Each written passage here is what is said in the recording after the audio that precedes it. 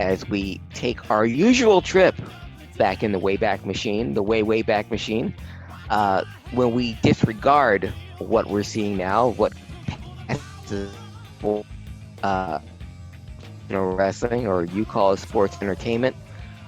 No more boneyard matches or funhouse of hell matches or football stadium tomfoolery. We are going to go back in time where uh, belts were actually called belts instead of titles, where fans filled up arenas from all 50 states, and back when sports entertainment was professional wrestling. I got 2 weeks worth of stuff here, but we're going to make it quick because not a lot of stuff happened in August, and what stuff that did happen was kind of big. And also, you're going to notice a theme in this edition of Wrestling Historian. It's SummerSlam season.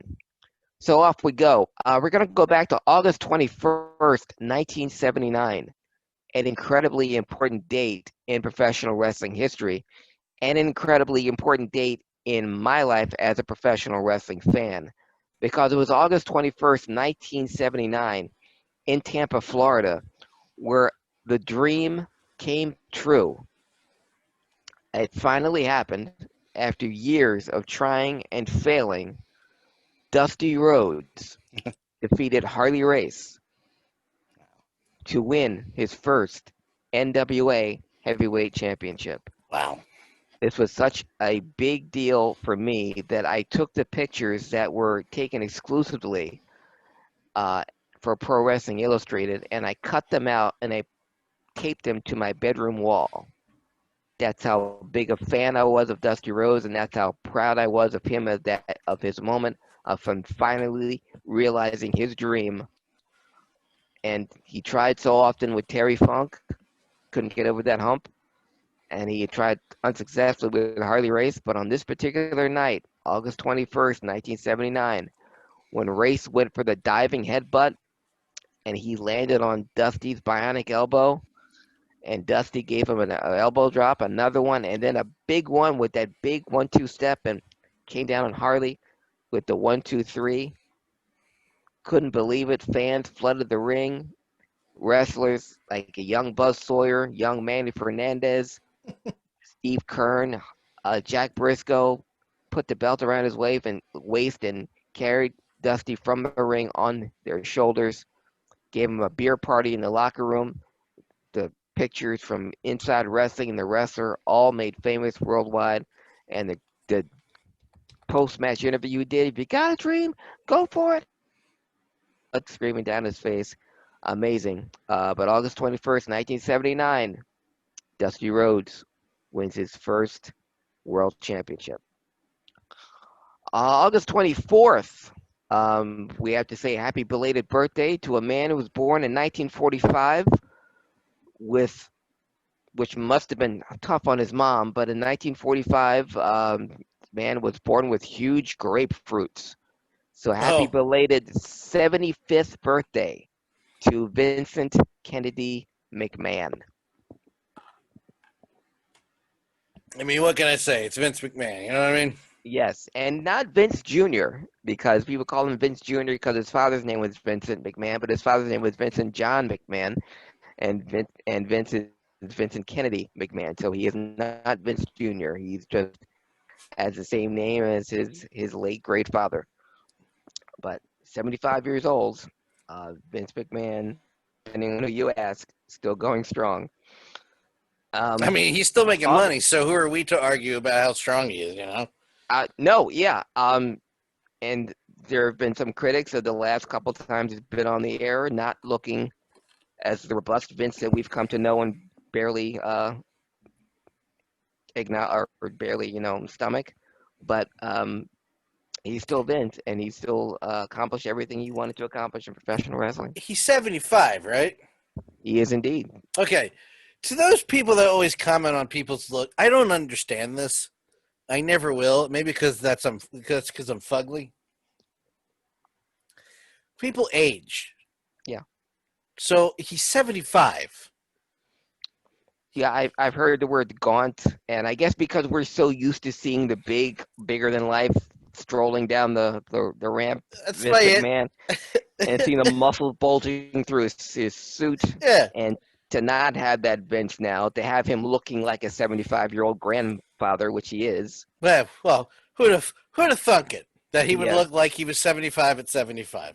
yeah, and also the shock of him because we haven't seen him on TV for so long. That's, I guess, why people are quick to judge. But happy belated 75th birthday to Vincent Kennedy McMahon. Okay, Pally. Okay, okay, pal. You want to play, pal? And I grew up with him. Again, dating myself, I just remember my earliest memories of Vince was in a yellow jacket uh, at the Hamburg Fieldhouse in Hello, Allentown, Vince McMahon Pennsylvania. reporting. Vince McMahon ringside here for the Worldwide Wrestling Federation. Yes, um, but that's my childhood. We talked about the Black Saturday the other day, Yeah. and he looked so uncomfortable on that set. Where usually he looked real comfortable, but he just looked like he didn't even want to be there. Because he grew up, his idea, in wrestling, Saturday afternoon wrestling TV was always done in an arena in Yeah. the WWF way. And now this is at a TV studio that's not even made for wrestling. So he was like, and he would always, when he would talk about the competition when he did, he said, we're state of the art, we're a production. And you see some of these wrestling organizations, they take place in a TV studio or half empty TV studio. Um, and those half empty TV studios created some of the greatest moments in wrestling history, some of the greatest angles, some of which I'll talk about later on in the segment of Wrestling Historian. But Georgia Championship Wrestling had the greatest angles of all time happen in that little tiny TV studio with Mr. Wrestling 2, with Roddy Piper, with a young Jimmy, with the Freebirds first debuted. In that tiny studio in Florida with Gordon Solie, where Dusty Rhodes would start his feuds with who knows who in Mid South in a tiny little studio in Shreveport. That's where Kamala slammed Andre the Giant. It's where Ted DiBiase turned heel for the first time. I mean, the wrestling there was infinitely better than what was going on in the WWF, and that's when I knew that WWF wasn't the begin all and the end all because all this great wrestling that was happening in this tiny little studio when Ric Flair would go 35 minutes with Jack Briscoe and during a TV show that, wow, I don't see this on WWF. All I see is, Sweet Hansen defeating Frankie Williams or um, Ernie Ladd taking apart some job guy in 30 seconds.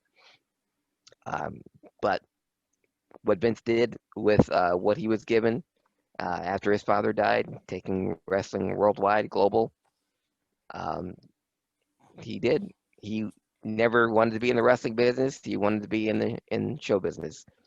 I remember he told Ted Turner when Ted Turner bought WCW, he called Vince and said, "Guess what, Vince? I'm in the wrestling business." And Vince answered, "Well, good for you, Ted. I'm in the entertainment business." And that's all you need to know about Vince McMahon. The other quote I always remember along that line is in Beyond the Mat, we make movies. Yeah. And that's why we have this segment to remind myself back when we didn't make movies, when we actually made wrestling. Uh, Speaking of wrestling, August 25th, 1984, a big day in professional wrestling history because that was the day that the Road Warriors defeated the Over the Hill gang of Crusher and Baron von Raschke for the AWA Tag Team Championship. The Road Warriors would hold on to that AWA Tag Team title for another year and a half.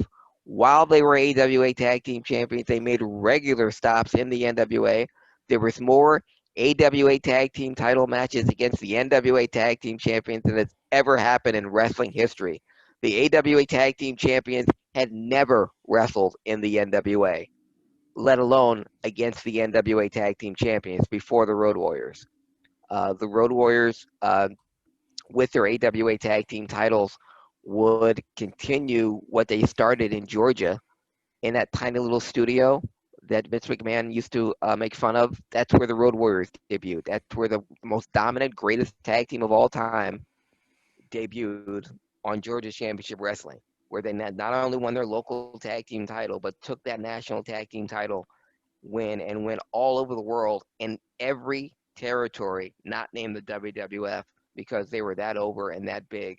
And they dropped the National Tag Team Championship so they can go to the AWA, win those tag team titles, and continue to appear in every federation under the sun as the AWA Tag Team Champions. And they did it. It started August 25th, 1984. On that same date, August 25th, 2002, I mentioned earlier, Dan, that the theme of this edition of Wrestling Historian is it's SummerSlam season.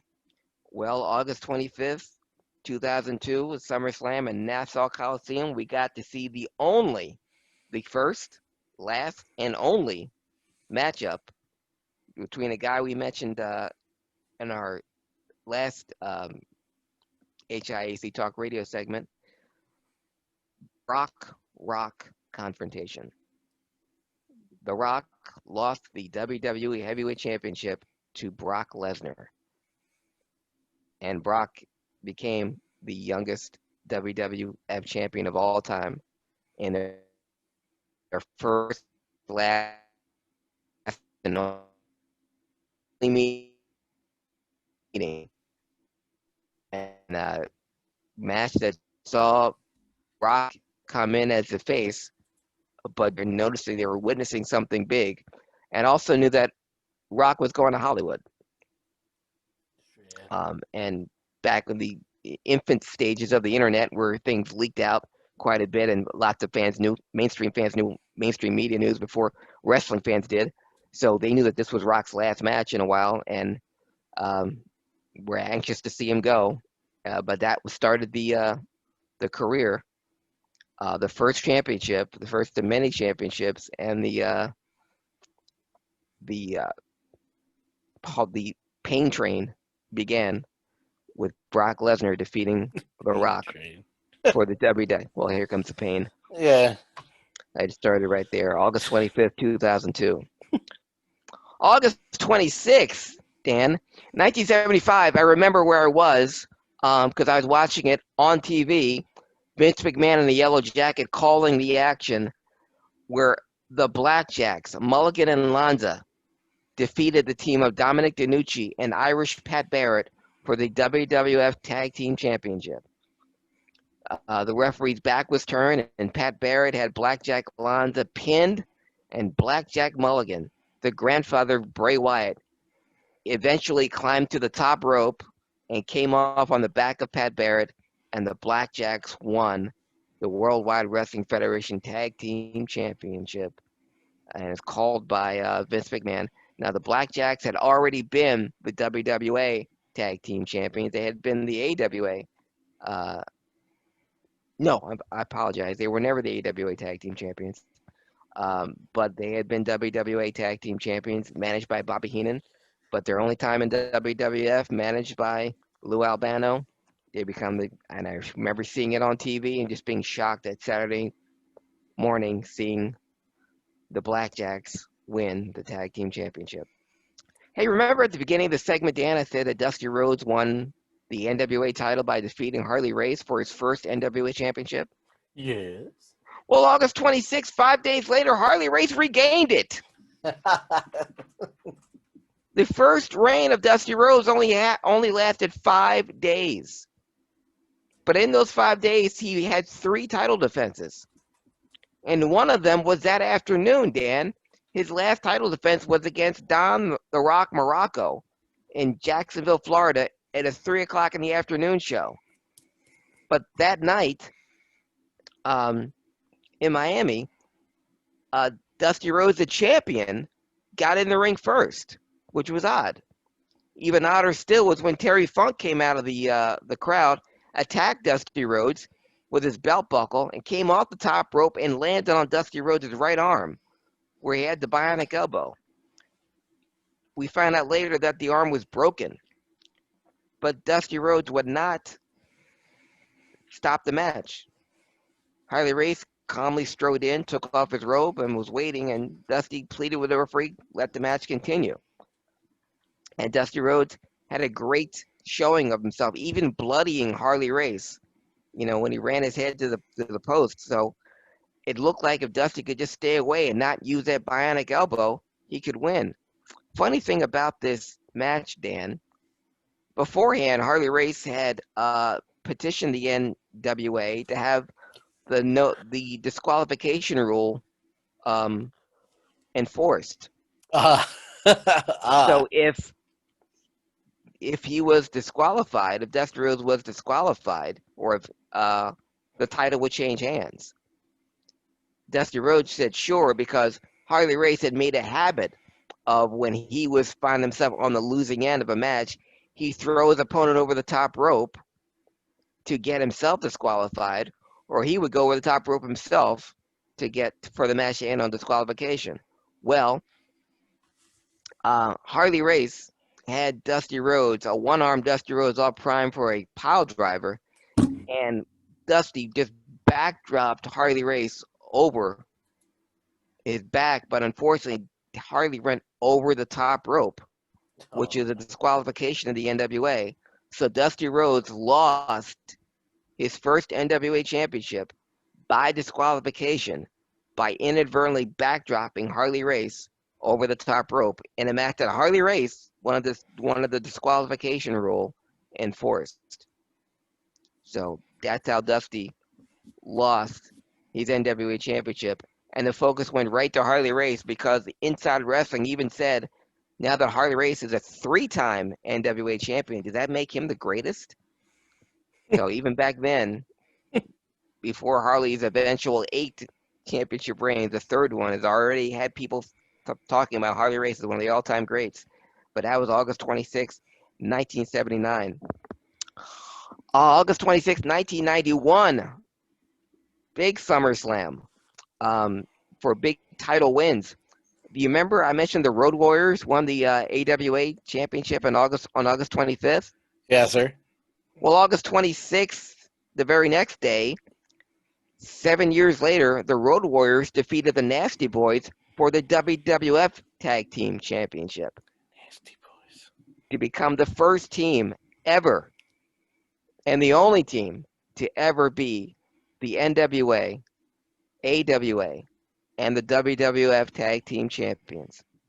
All 3 world champions, all three recognized wrestling organizations, and the Road Warriors were the world champions, and all 3, them being the Nasty Boys, completed the Triple Crown.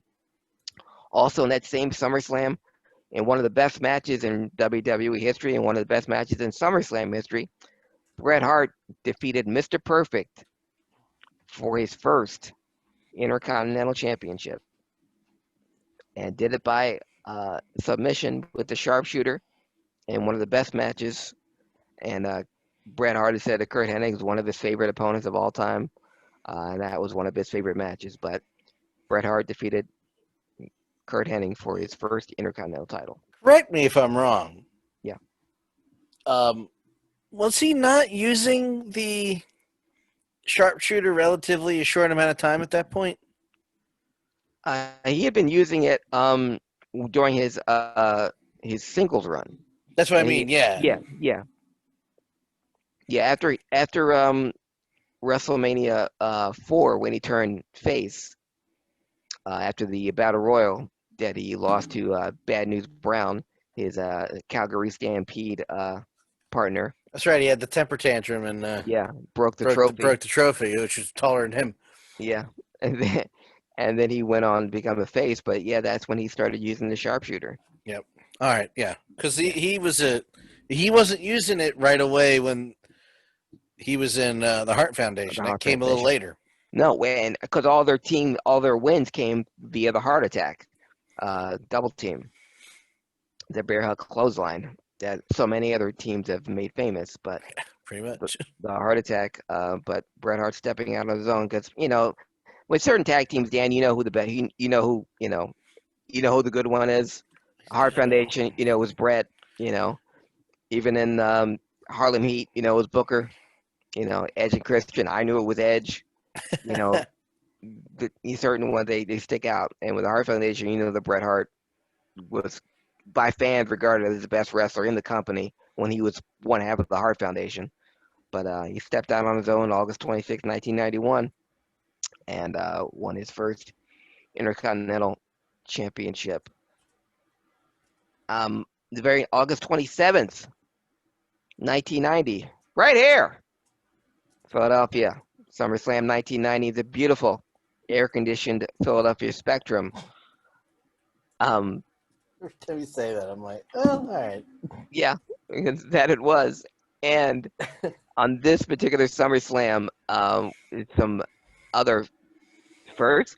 I mentioned Bret Hart winning the Intercontinental title in 1991. Well, in 1990, he and Jim Neidhart won their final WWF Tag Team Championship when they beat Demolition. Um, and it was a 2 out of 3 falls match. And in the second fall, they were disqualified because the Road Warriors came out and to distract Demolition. And even though in the NWA, if you get disqualified in one of the falls, even if you win the third fall, you don't win the title. Well, they waived that. So even though Oh, interesting. I don't remember that rule. yeah, that's how Harley and that's how Rick kept their NWA titles in 2 out of 3 fall matches. Oh, If they wow. lost one of the falls by disqualification, so when the babyface pinned them in the third fall, the place would go nuts. But the announcer would say because there was disqualification in the second fall, uh, so and so is the winner, but Ric Flair is still champion You dirty bastards. because he wasn't pinned twice. So How SummerSlam dare you? 1990, the Hart Foundation won their final tag team championship Wow. and winning his first and only title in the WWF. Because of the parasailing accident by the original opponent, Brutus Beefcake, Kurt Hennig lost the Intercontinental title to the Texas Tornado, Kerry Von Erich. That's right. That's right. And Man, if he could have, if Kerry could have defeated his demons, man, he would have been a champion for a long time. I feel, even if it was the Intercontinental Champion, he was a Von Erich. I mean, he wasn't a yeah, slouch at all. Like he would have had a hell of a career, man. he would have. And two things. It weirded me out seeing an NWA champion and an former AWA champion in the WWF ring fighting over the Intercontinental title. That was one. And B, had Kerry gotten hold of his demons we speculated so many times if it wasn't Hulk Hogan in 1984, who would it have been? Kerry was at the top of Vince's list because he checked all the boxes as far as the look, the charisma, the Yeah. work in the ring. Obviously, Kerry was light years ahead of Hogan as far as work in the ring, and he wanted, and he tried to buy world class, before he went to Georgia Championship Wrestling. He couldn't get Mid South because of Bill Watts. He couldn't get world class because of Fritz. But Jack and Jerry Briscoe and Jim Barnett were not happy with Ole, and that's how they got to sell this to sell Freaking Georgia Championship Ole. Wrestling. Yeah, friggin' Ole. But I mean, if Hogan had stayed in the AWA, if Vern Gagne was smart, one of the backups um, was going to be Kerry. Damn. And but with Kerry, and I like you said, if he had taken control of his demons, um, what he could have been, and what he could have been even with had he not gone to the WWF, what he could have just been in the NWA, or what he could have been for world class. You think you think about it, just an extension, not to make the conversation that much longer, but without all the trauma, Hmm. because it's traumatic for a brother to Yeah. watch all of his brothers die. Hmm. That Kevin would have had a hell of a career. Not that he didn't have a hell of a career in the first place, No. but he would have had another 10 years in him in Crockett or with Vince. And he didn't have any will to. He's like, I'm good.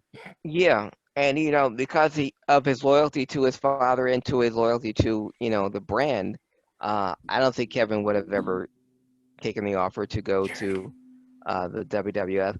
I think if anything, it would have been the NWA, because so many of their world class wrestlers had gone that route, namely Rick Rude and the Freebirds and the Midnight Express and the Fantastics, and so many world class wrestlers. That's why I think where I think Gino Hernandez would have wound up had he not left the too soon.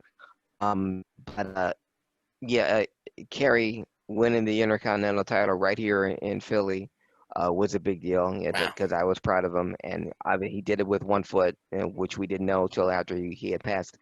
But yeah, had Kerry taken control, had better care of himself, who knows where he would have been. And the same thing with Gino. And I say,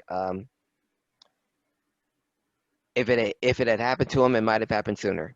If Kerry had come to the WWF in 1984, and to be the Hulk Hogan, um, who knows if he would have lasted until '86. Hogan had a good 5-year run as champion, doing all the you know.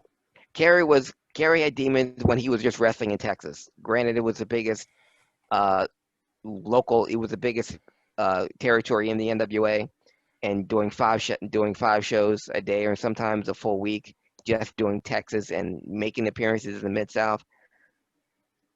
But if you're in the WWF, you're flying to Washington, to Seattle, to Miami, to Toronto, to Chicago, to Los Angeles, to Allentown, and there's TV taping and there's appearances. So um, who knows how he would have held up had Kerry been the Hulk Hogan instead of Hulk Hogan. We will never know. Mm-mm. Um, August 27th, 1990, SummerSlam right here in Philly. Kerry Von Erich was on top of the world. August 29th, 1982. Speaking of the AWA, one of the big shocking upsets in AWA history. Otto Wanz, who was the CWA champion out of Austria. The CWA, not to be confused with the Continental Wrestling Association in Tennessee, which I'll talk about later on in this edition of Wrestling Historian.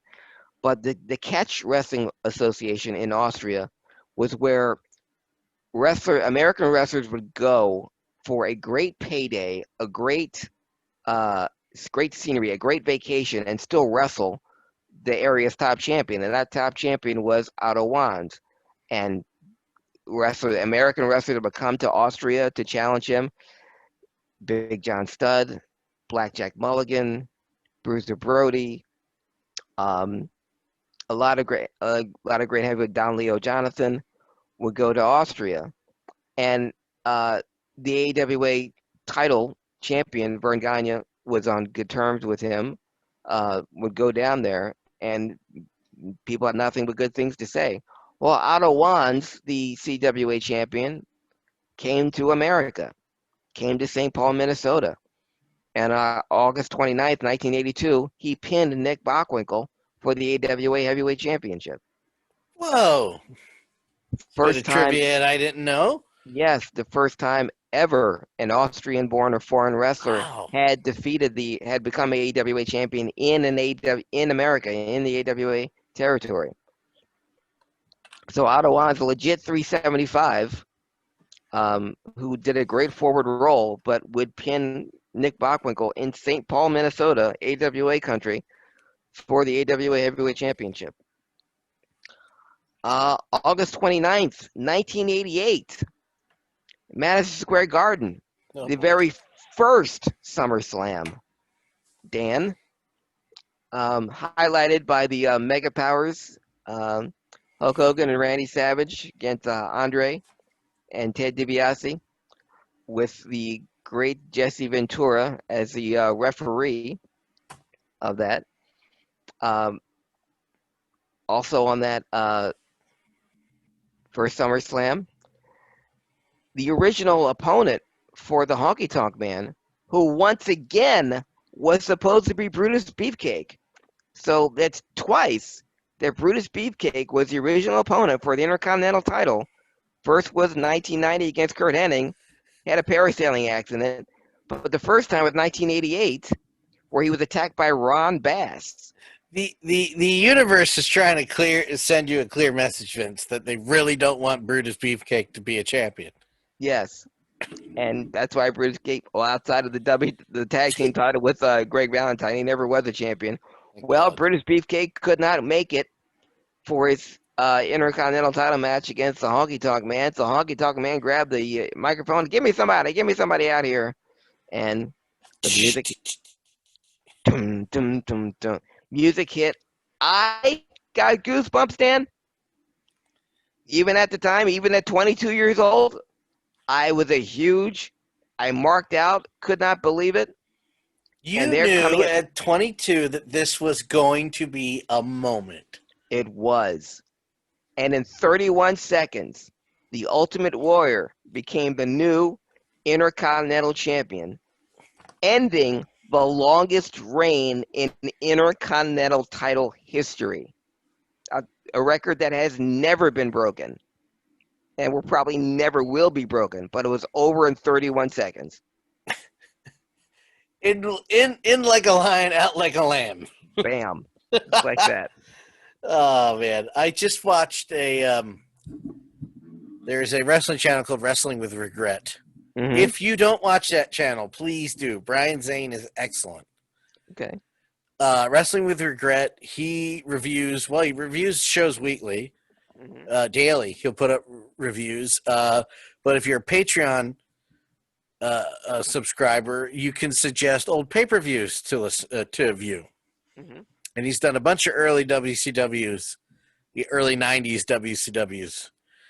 But the last video he just put out was the 1996 Ultimate Warrior run, which, of course, you go back and look at the 88 and the two times he held up Vince for money.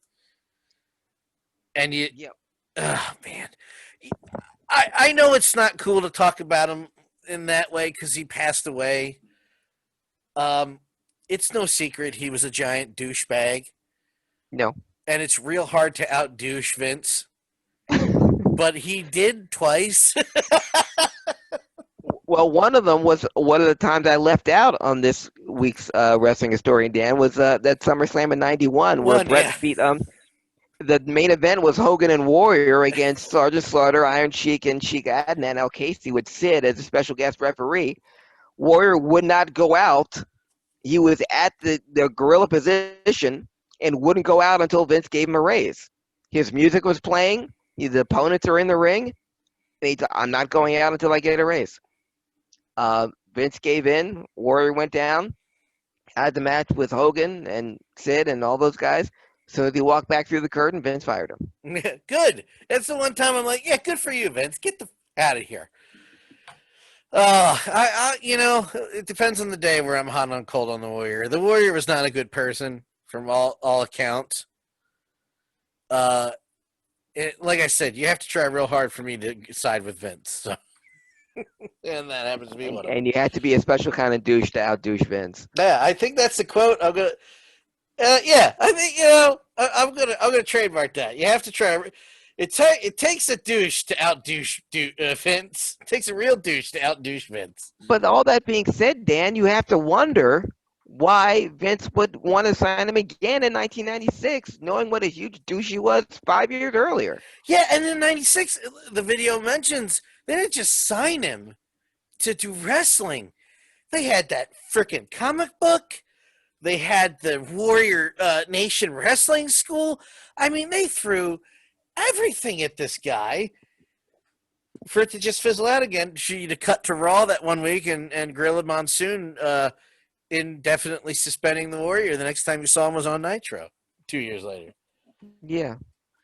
Yeah, and because that's what makes you wonder. It's like, and because Warrior made all these demands, and it's a jerk. Yep. It's like, you're giving in to this guy? And you couldn't give Vader a shot? Oh, I don't even want to talk about no, I don't even talk about Vader because I think last month he did the Vader run in WWE, and I'm like, I'm mad all over again. Mm-hmm. Forget it. Yeah. So that was August 29th, 1988. Bring the mic down. August 29th, 1988, the first pay-per-view of the Warrior, winning the Intercontinental title 1988. That same date, 4 years later, August 29th, 1992, A lot of 8 and 9s in there. SummerSlam in Wembley Arena, Ah, 88,000 strong, to see the main event, which was, when's the last time this happened? The main event was the Intercontinental title match between Bret Hart, then the champion, and Davey Boy Smith. Davey Boy Smith being led to the ring by Lennox Lewis, whose birthday it is today. right. This is Lennox Lewis when he was an up-and-coming, promising heavyweight boxer. He hadn't been champion yet. Lennox Lewis still the only person to knock out both Mike Tyson and Evander Holyfield, and who's defeated every single person he's fought. But August 29th, 1992, SummerSlam, Wembley Arena, main event for the Intercontinental title. Again, was the last time that happened, when the main event was for the Intercontinental title. But Davey Boy going over Bret Hart, his brother-in-law. And the best part about that is about 5 seconds into the match, Bulldog pulls Bret in. It just says the words that Bret, hey, Bret, I'm totally fooked. Because he had a crack binge the night before. He'd forgotten the whole match. They practiced this. So Bret had to leave the match by himself. And if you watch that match, you wouldn't know it. No. Because it's one of the best matches ever put on by those two guys, and you have no idea that Mr. Smith is going, what's next? Yeah.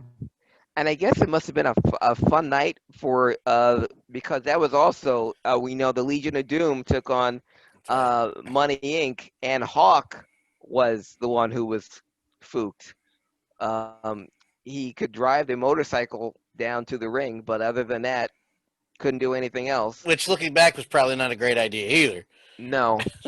Yeah, he could drive the motorcycle, but he couldn't come off the top rope, which is why they couldn't do the Doomsday finish. That was the planned finish for that match, and it just ended up being a power slam by Animal that ended the match. But yes, that SummerSlam was wrought with Cluster effery. yes, cluster effery. But yeah, August 29th, 1992, still the largest crowd, largest overseas crowd. This was the first pay-per-view outside of the United States for the WWE. The largest crowd outside of the United States for the WWE still. And the first time it was first time a title had changed hands outside the United States in the WWE. That was August 29th, 1992. August 30th, 1982. Big in Madison Square Garden.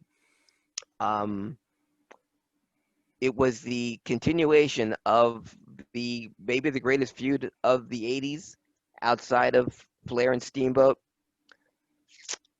The match that made Cactus Jack want to be a wrestler.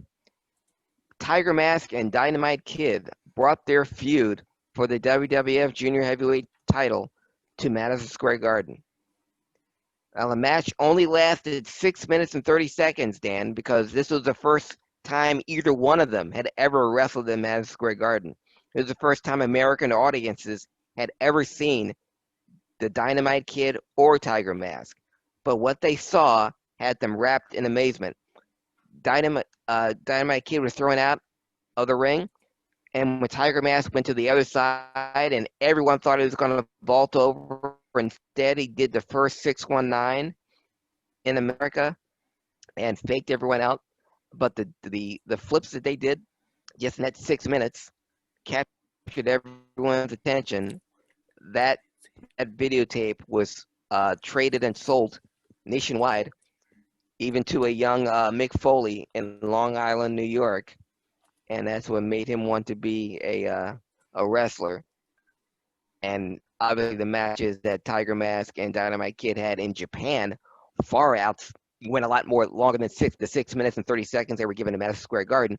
But to have their feud, to have these two amazing wrestlers bring their type of wrestling that fans no American fans hadn't even seen, but Northeast fans had never even seen.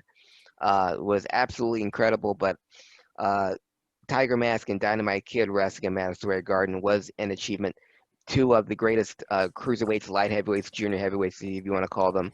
But the greatest, in my top five greatest feuds of all time.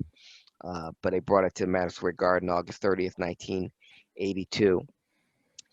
That same date, August 30th, 1993, SummerSlam. Dan, you believe this?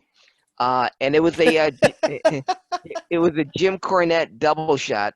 This particular SummerSlam held in Auburn Hills, Michigan.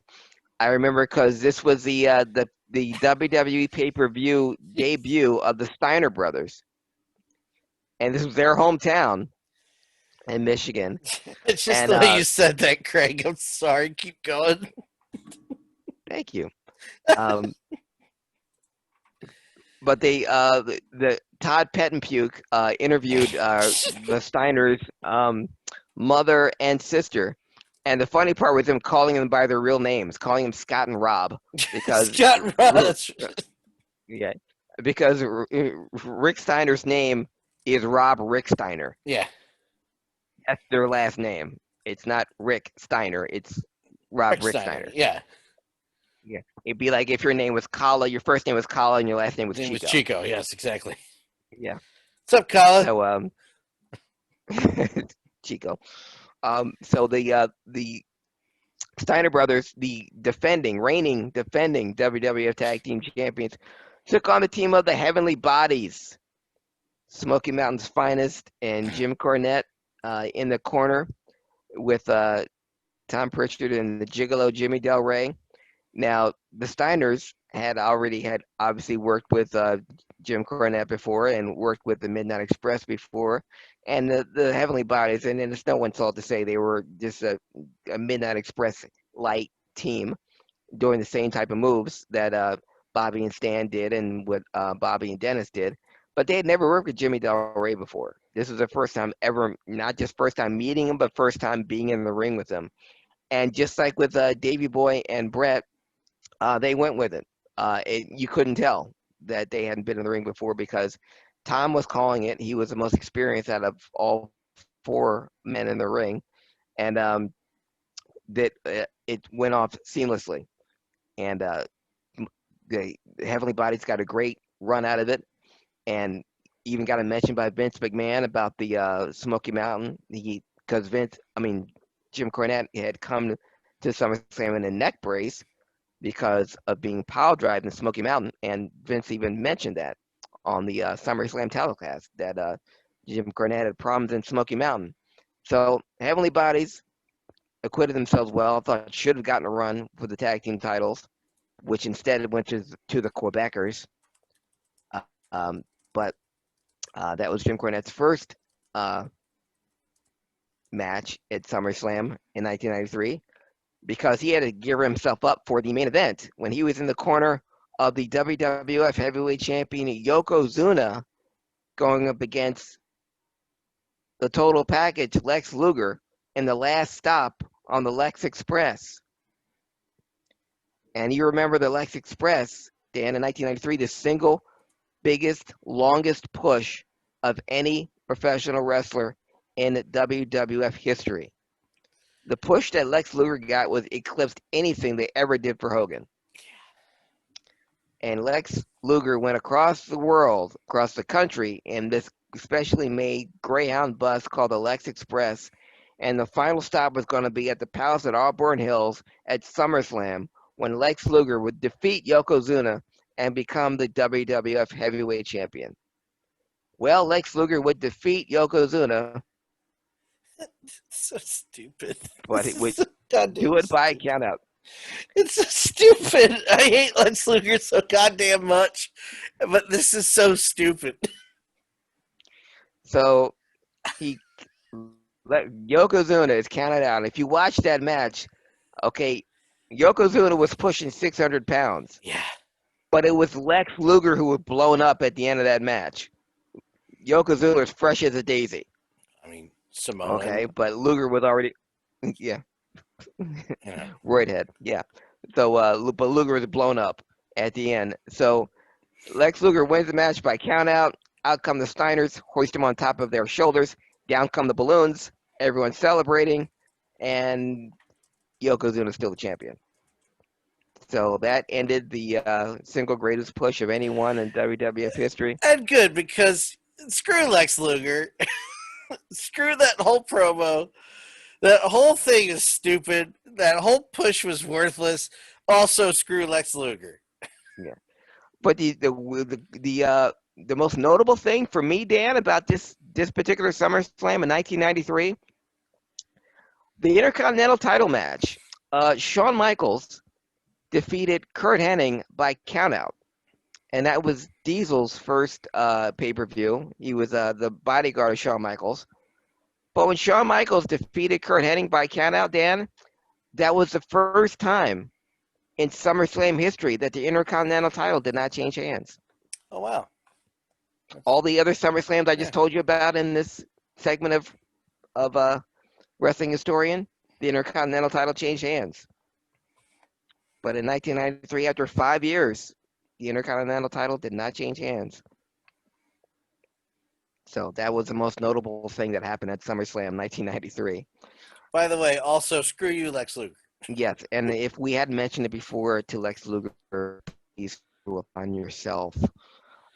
September 1st, some notable dates. 1979, September 1st, 1979, Ric Flair, who had freshly turned face, he had just won the NWA Tag Team title with his tag team partner Blackjack Mulligan, Bray Wyatt's grandfather I mentioned earlier. So Ric Flair, who was already United States champion, gave up the United States title because he was one half of the NWA World Tag Team Champions with Blackjack Mulligan. So there was a one-night tournament in Charlotte, North Carolina, to crown a new United States champion. I'm not going to give you all the wrestlers who were involved. Some of them are Hall of Famers like Bruiser Brody. Well, Bruiser Brody should be in the Hall of Fame. Big John Studd, Wahoo McDaniel. But the finals, the semifinals, Superfly Jimmy Snuka defeated Jim Brunzell, and Ricky Steamboat defeated Buddy Rogers. Yes, that Buddy Rogers. To advance to the finals. The Buddy Rogers who was also the manager of Jimmy Snuka. The Buddy Rogers who had entered into a program with the other Nature Boy, Ric Flair. The Buddy Rogers who was wrestling in the Mid-Atlantic regularly. He made it to the semifinals, but he was defeated by Ricky Steamboat. And I know no tape exists, but unless you were in Charlotte September 1st, 1979, you would have seen Ricky Steamboat take on Buddy Rogers. But in the finals, Superfly Jimmy Snuka defeated Ricky Steamboat to win his first and only United States Heavyweight Championship. So that was Jimmy Snuka, full-fledged heel, wearing boots. The wild man from the Fiji Islands defeated Ricky Steamboat in the finals of a tournament to become United States champion. And one-time murderer. And one-time murder before the murders, but in 1979. Oh, sorry. Yeah, Yeah. yeah, my bad. Yep, sorry. 3 years before he went off the rails. Still a good guy. Still a good guy. Still a great heel. But yeah, he was a great heel. He was a great heel. It was when he wore boots, didn't have the knee pads, just a straight up wild man with and watching Snuka and Steamboat wrestle was a sight to behold anyway. But to see both of their bodies just like it was drawn by Marvel Comics, it's watching two superheroes go at it.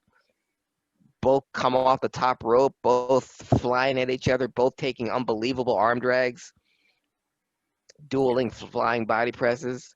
Yes, Snuka versus Steamboat, a very short feud, but they're one match in the finals of the United States Championship. Inside Wrestling called it. They had a whole 3-page spread and just nothing but pictures, and they called it the match of blood and sorrow because Snuka and Steamboat. What a name! Yeah, because Snuka and Steamboat had been friends, and they even had a picture of Jimmy Snuka and Ricky Steamboat would compete in bodybuilding competitions that year. And you saw in '78 when you had Steamboat and Snuka just standing there on their little steps, But yeah, both would enter bodybuilding competition, and in fact, in one, it was Steamboat, Snuka, and Tony Atlas were all in the same one, same bodybuilding competition. But yeah, so that was September 1st, 1979. September 1st, 1990. Um, I mentioned when we mentioned when Vince bought Georgia Championship Wrestling, he looked like he had no idea where he was because he was in a tiny studio. Where tiny studios, some of the greatest things happened. I mentioned earlier. Well, one of these things, not the greatest thing, but the most memorable thing happened. Maybe the most memorable thing that's ever happened on a Saturday morning wrestling show. September 1st, 1990, Memphis, Tennessee, on WMC TV, Memphis, where they had the greatest ratings, the biggest ratings of any show, not just a wrestling show, but any TV show in the United States. On this tiny studio in Memphis at WMC TV, Jerry Lawler's feud with Eddie Gilbert was raging fast and furious all throughout the state of Tennessee. Well, they fought outside in the studio, and they fought outside the studio into the parking lot. And it was there where Eddie Gilbert got into a car Oh, that's right. and ran over Jerry Lawler. Yeah. I wouldn't say ran over, but ran into Jerry Lawler, and Jerry Lawler flipped over the front of the car that Eddie Gilbert meant to press the brake but pressed the gas. Yeah. I mean, he ran this dude up the car. Up and over the car. And what made it more chilling, Dan, was because we were watching this in complete silence. They went outside in the parking lot where there was no sound, there was no microphone, and you saw Jerry looking for Eddie, and Eddie came right towards Jerry, and Jerry hopped up and and you just heard the hush in the crowd of, oh my God, that really happened. Yeah. Wasn't Um, everybody calling the cops too from watching it on TV? so much so, Dan, that when Jerry Lawler, and this is before cell phones, this is 1990, Jerry Lawler, while Eddie Gilbert drove around the corner, knows that he effed up, called the studio for a payphone and wanted to know if Jerry's okay. Is Jerry okay? Eddie Marlin said, Eddie, stay on the line. Don't go anywhere. Okay. So when Jerry got back to his feet, the cops were already on their way because so many people had called and said they were witnessing an attempted. And Jerry had to tell cops that it was all. He had to break kayfabe and say it was all an angle. That Yeah. he was okay, even though he was in obvious severe pain I'm because fine. of his hit. Ah! But No, he it's fine. told, Oh, God. but he told Eddie to stay away because the cops are here. I think he told him the cops are on their way, or there's already a police officer here, so just don't Just come don't come back to the back. studio. Don't come back. It's fine. Yeah. But yeah, so Jerry had to break kayfabe and tell the cops that it was all part of an angle. It's knuckin' Um, futz. yeah. But 30 years ago, Jerry By the Lawler, he's way, still 30 with us. years ago, 1990. Yeah, 30 years ago, 1990. And speaking of 1990 or 30 years ago, we on a previous HIAC Talk Radio, we talked about the death of Chadwick Boseman and what a big blow that is. We lost someone in the wrestling world that's big. Maybe not to mainstream fans, certainly not to WWF fans, but we lost Bullet Bob Armstrong earlier this week. Uh, at 80 years old, just an amazing physical specimen and a true legend of Southern wrestling. Because Bob Armstrong um, not only main evented every territory in the South, in Tennessee, all the three different wrestling organizations in Tennessee, the Mid America Continental Wrestling, and in Memphis, but also in Georgia with his son Brad, um, and in Florida where he was the Bullet. Always kept himself in a tremendous shape. A former Marine, former fireman. He had he gave birth to. He had four sons, all in the wrestling business, and it's like each one of them got something from Bob. Brad got the work, got the work ethic, got the talent. Steve was probably the best athlete. Couldn't remember Scott Steve, had yeah. Scott had the business head. He's the one that's a referee for the WWE, and of course Brad Road Dog had the Brian. charisma. Brian, sorry, Brian. Brian had the Brad was the charisma. Arachna man. Brad was the Arachna Man. He was the Candy Man. He was Uh, BA. he was BA. He was Bad Street. It was Bad Street, but BA He, is my favorite. When the yeah, Master P and the No Limit Soldiers were there, and they needed yeah. another tag team partner, they're like, Brad Armstrong's not doing anything. When we've talked about it, I don't mean to make this about Brad because I do want to honor the life of Oh, Bob sure, I'll Armstrong. take off. But but Brad, when we talk about we've mentioned it on this podcast so many times about wrestlers that if what if or if only they had, and I mentioned Gina Hernandez and I mentioned Jay Youngblood, who passed away this week also at the age of 30. He passed away in 1985 on August 30th, 1985. Brad Armstrong was always a guy that should have been. I'm convinced that there's an alternate timeline, storyline, alternate Earth somewhere. Brad Armstrong is a multi-time heavyweight champion And we don't because if talk there's about Brian at all. no, Brad Armstrong is yeah, we don't talk about Brian at all because Brad Armstrong had literally everything. He had a great body, incredible in the ring, just like his. I don't know if his Armstrong trait. You can give any Armstrong a mic and he can cut a promo. Yeah. That's just it. Yet some like Brian are better than others, but Brad was I thought was always fine in the ring. But everyone that loved Brad Armstrong will say how great he was in the locker room. What a great guy. Brad Armstrong had no problem being himself, but he always had a problem being himself in front of the camera. Yeah. Why he had some good promos, but I think if he had a manager, if he was a horseman, you would have seen the best of Brad Armstrong because he wouldn't have to be that guy all the time. But anybody, ask Ric Flair, ask Steve Austin, ask anyone in the NWA that he ever worked with. You can't have a bad match with Brad Armstrong, with any of the Armstrongs. You know And who what also never had a bad match? Bullet Bob. Bullet Bob never had a bad match.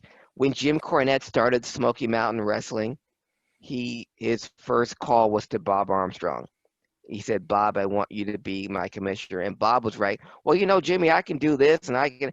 And it almost seemed like Bob was like insulted that Jimmy didn't ask him to come in as a wrestler. Yeah. And he wanted to explain is that, oh, Bob, we're going to get to that because what he wanted to do was exactly what he did with Bill Watts in Mid-South.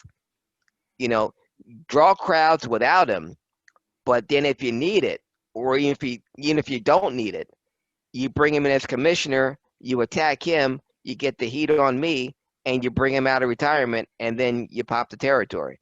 And that's exactly what they did. And that's exactly why he wanted Bob to be his commissioner from day one. He said, I'm doing Smoky Mountain.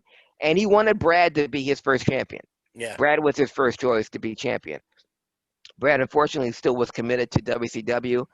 And it wasn't until he got Tracy Smothers that he got the Smoky Mountain champion that he wanted. And Tracy, as great as Smoky Mountain champion as he was, and a great wrestler as he is no Brad, and that's not a knock on Tracy. Mm-mm. But what Brad can do and what Tracy could do was two completely different skill sets. But Jim Cornette wanted Bob Armstrong to be his commissioner, and he wanted Brad Armstrong to be his first Smoky Mountain champion.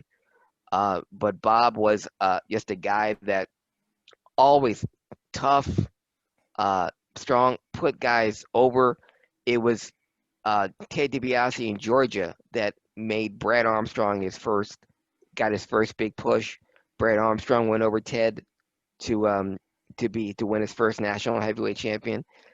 To put over the Loaded Glove, Bob Armstrong. I don't know if you knew about this. He'd always be working out, but this one time the weights weren't set, and they fell off, and they crushed his face, his arm. If you look at old Bob Armstrong pictures, he looked just like Scott, exactly like Scott. But new Brad Armstrong, his face was crushed, his nose, his cheekbones, and that's when he started wearing the mask and wrestling as the Bullet. But because of that accident, and because there was no internet back then or dirt sheets, they put over the Loaded Glove that Ted DiBiase had to get revenge on Brad Armstrong beating him for the national heavyweight champion. Oh, That okay. Ted DiBiase hit Bob with the loaded glove and crushed his face. Wow. Yeah.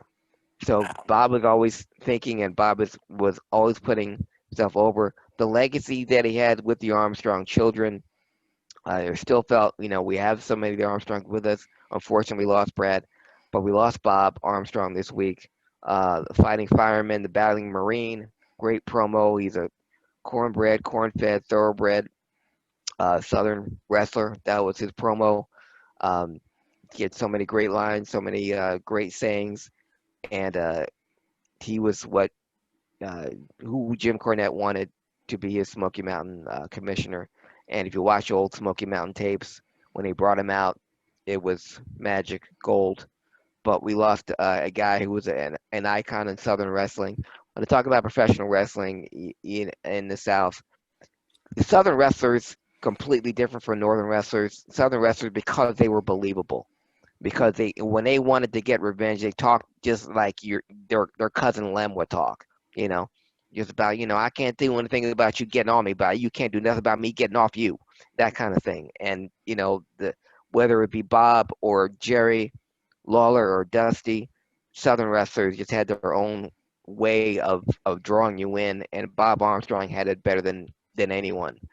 And I'm really, really going to miss him, but he left us so much with so many great memories and so many great sons, and just a great legacy. So we'll say goodbye to Bullet Bob Armstrong at 80 years old. Great guy. And that, gentlemen, is a wrestling historian. And if you want more of just me, non-wrestling historian, you can check me out at Craig Legons on Facebook, on Twitter, on Instagram, or AIGIGGEONS. Wow, went right into it. Well, you can follow me on all social media accounts at DanLaw83, the VOC Nation Radio Network, VOCNation.com. On your smartphone, go to your podcast app, type in VOC Nation Radio Network, and subscribe now.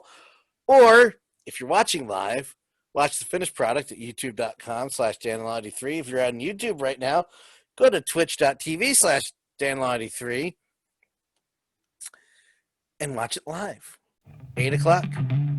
We'll do it live. We'll do it live. And you cannot follow me. I'll follow you wherever I want, Purple. With that being said, for Craig Legons, I'm Dan Calachico. We'll see you next time. Goodbye. Wakanda forever.